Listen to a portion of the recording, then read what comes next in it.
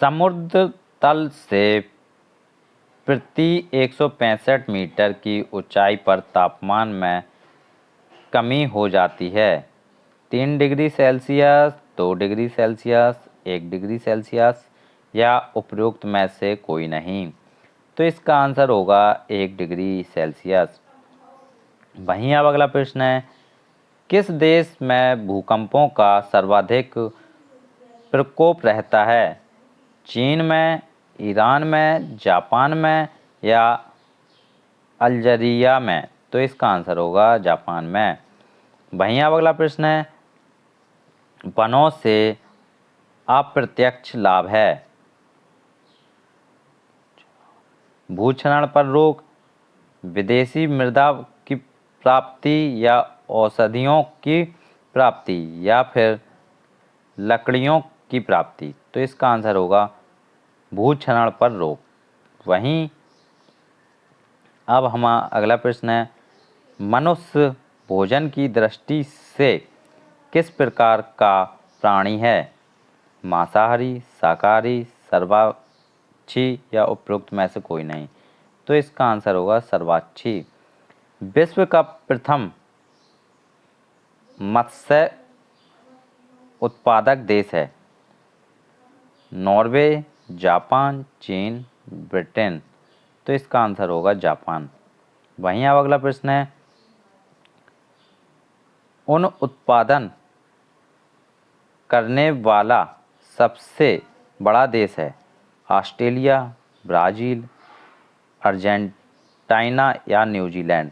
तो आंसर होगा ऑस्ट्रेलिया। वहीं अब अगला प्रश्न है, दुग्ध व्यवसाय में प्रथम स्थान पर है? कनाडा, रूस, स्वीडन या डेनमार्क? तो इसका आंसर होगा डेनमार्क। वहीं अब अगला प्रश्न है, जीवों की संपूर्ण दशाओं का योग कहलाता है? प्राकृतिक, पर्यावरण, बस्ती, खनिज? तो इसका आंसर होगा पर्यावरण। वहीं अब अगला प्रश्न है, प्राकृतिक पर्यावरण से संबंधित तत्व नहीं है? खनिज पदार्थ, धरातल, भौतिक स्थिति या पालतू पशु? तो इसका आंसर होगा पालतू पशु। वहीं अब अगला प्रश्न है, पर्यावरण में उसके तत्वों का एक निश्चित अनुपात में ना मिलना कहलाता है? भौतिक प्रदूषण, रासायनिक प्रदूषण, पर्यावरण प्रदूषण या सामाजिक प्रदूषण? तो आंसर होगा पर्यावरण प्रदूषण। वहीं अगला प्रश्न है, मृदा अपरदन का मुख्य कारण है? भारी वर्षा, वनों का विनाश या मेड़बंदी या गहरी खेती? तो इसका आंसर होगा वनों का विनाश। वहीं अगला प्रश्न है, मछलियों का मुख्य निर्यातक है? जापान, भारत, कंबोडिया या चीन? तो इसका आंसर होगा जापान।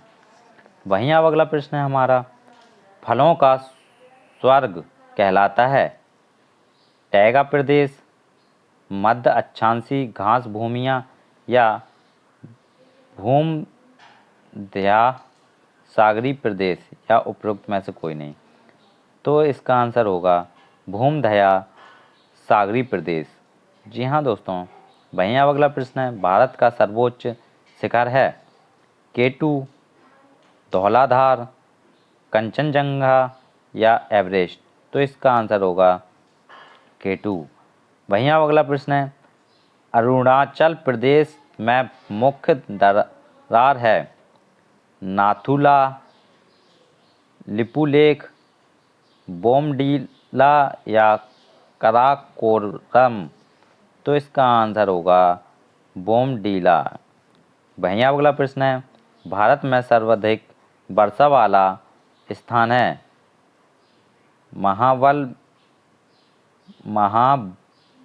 महाबलेश्वर या चेरापूंजी, चेन्नई, शिलोंग? तो इसका आंसर होगा चेरापूंजी। वहीं अब अगला प्रश्न है हमारा,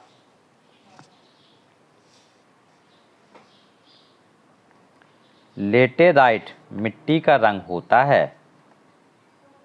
काला, लाल, पीला, हरा। तो आंसर होगा पीला।